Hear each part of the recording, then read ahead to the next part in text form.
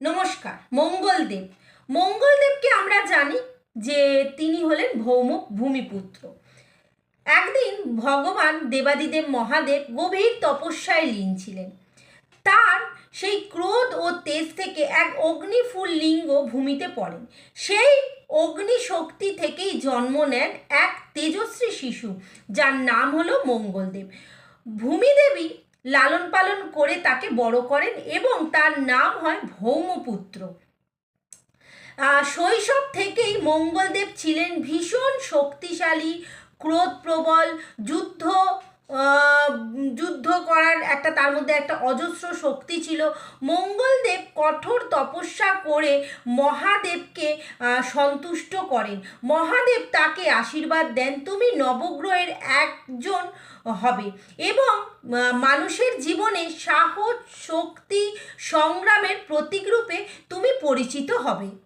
মঙ্গলদেব দেবতাদের সেনাপতি হিসাবে বহু যুদ্ধে অংশগ্রহণ করেন। অসুর দমনকারী, অস্ত্রবিদ্যায় শ্রেষ্ঠ এবং সাহস ও পরিক্রমার প্রতীক। তাই মঙ্গল গ্রহকে আমরা কি বলি? রক্ত, আগুন, অস্ত্র, ভূমি ও সম্পত্তি, সাহস ও শক্তির কারক গ্রহ।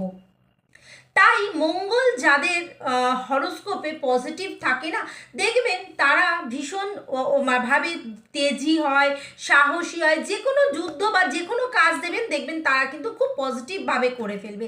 যাদের আবার হরোস্কোপে মঙ্গল খারাপভাবে থাকে বা কোনো খারাপ গ্রহের সঙ্গে পীড়িত থাকে, তখন কি হয়?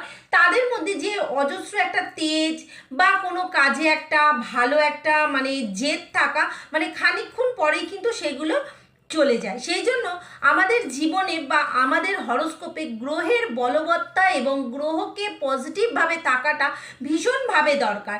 যেই হরোস্কোপে গ্রহ পজিটিভ থাকে, অবশ্যই তার জীবনে সেই জায়গাটা কিন্তু কমপ্লিট থাকে, না হলেই কিন্তু সেই জায়গাতে কিন্তু ইনকমপ্লিট হয়ে বসে থাকে। সেই জন্য বলবো অবশ্যই নিজেদের হরোস্কোপগুলো একবার করে দেখান।